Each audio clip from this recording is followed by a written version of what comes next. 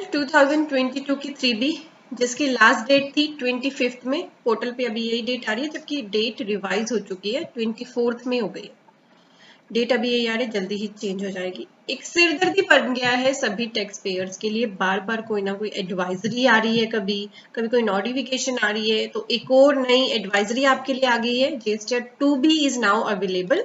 बहुत से पर्सन मुझे भी कमेंट करके पूछ रहे थे कि क्या 2B अवेलेबल होगी है, तो अवेलेबल करा दी है। बट एक चीज इसमें इंपॉर्टेंट है जो मैं भी आपके साथ डिस्कस करूंगी, और साथ ही जो नई नोटिफिकेशन आई थी ना हमारी, वो भी अब taxinformation.cbic.gov.in की वेबसाइट पे अवेलेबल होगी है, number 6 and number 5। Number 5 notification के थ्रू 3B की डेट एक्सटेंड होके 24 मई होगी है, यानी ट्यूसडे है 24 मई को ना। आप देखिए 24 मई को ट्यूसडे है, ट्यूसडे तक आप अपनी 3B फाइल कर सकते हो। तो जो पर्सन सोच रहे थे कि अभी हमारे पास नोटिफिकेशन नहीं आई, यहाँ से आप डाउनलोड कर सकते हो।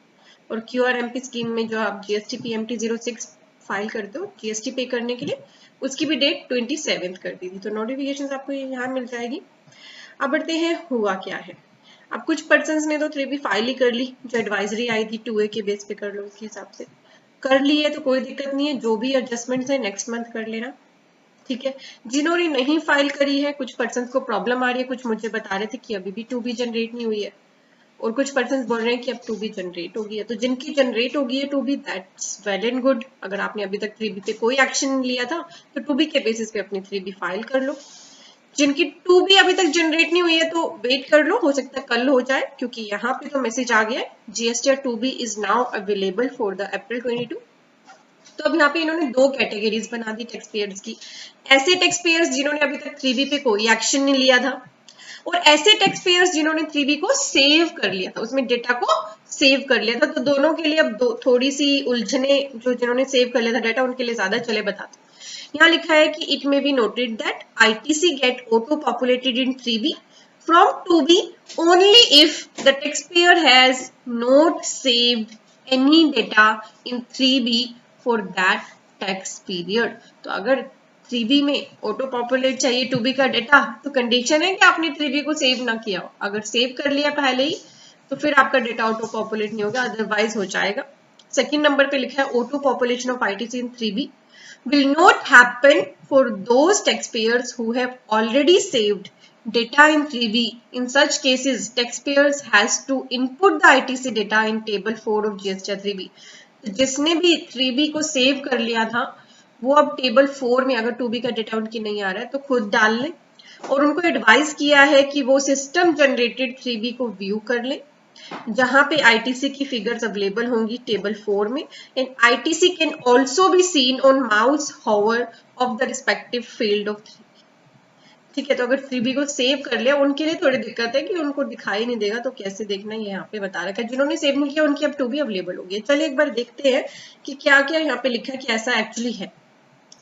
यहाँ मैंने ओपन कर रखा है किस इनकी 3B पे कोई एक्शन नहीं हुआ है, मैं इसको ओपन कर रही हूँ। और अभी जो डेट है ना यहाँ पे 25 में, ये गलत आ रही है, जल्दी हो सकता है यहाँ पे चेंज करके 24 में आपको दिखने लगे। तो ITC हमारा कहाँ आता है, टेबल नंबर 4 में।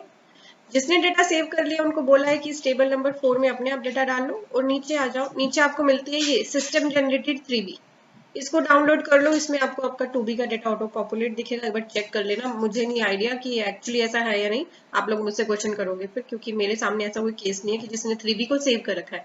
ये केस तो वो है जिन्होंने 3B पे कोई एक्शन लिया। अभी आपको कह रहे हैं कि इसके अलावा भी एक ऑप्शन है कि टेबल 4 में जाओ। चलिए मैं इस पर क्लिक करती हूँ।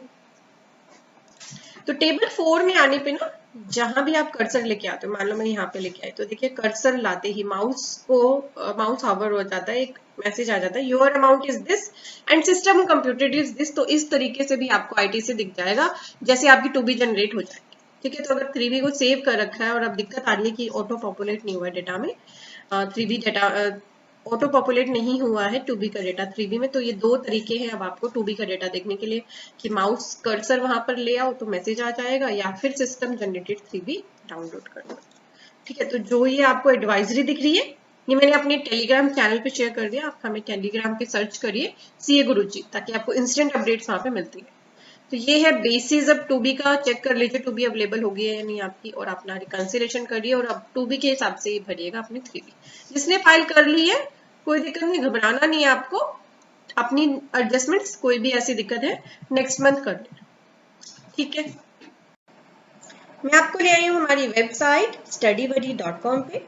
यहाँ हमारे कोर्सेज एक्टिव हैं, आप सभी के बेनिफिट के लिए कोर्सेज हैं, बहुत सारे कॉम्बोज भी अवेलेबल हमने करा दिए हैं। तो अगर आपको इनकम टैक्स सीखना है, जीएसटी सीखना है, जीएसटी का अपडेटेड कोर्स है, इनकम टैक्स का कोर्स है, ऑटोमेशन ऑफ बैलेंस शीट और काफी सारे कॉम्बो यहाँ पे अवेलेबल हैं। 8 कैटेगरीज हैं जिनमें भी आप इंटरेस्टेड हैं, आप इन सभी का बेनिफिट लीजिए। बहुत पॉपुलर कोर्सेज हैं हमारे और आप सभी के बेनिफिट के लिए हमने ये एक्टिव किए हुए हैं। सभी के लिंक्स वीडियो के डिस्क्रिप्शन में है, या फिर टिल द टाइम आप studybuddy.com को विजिट करिए और वहां पर आइए कोर्सेज में।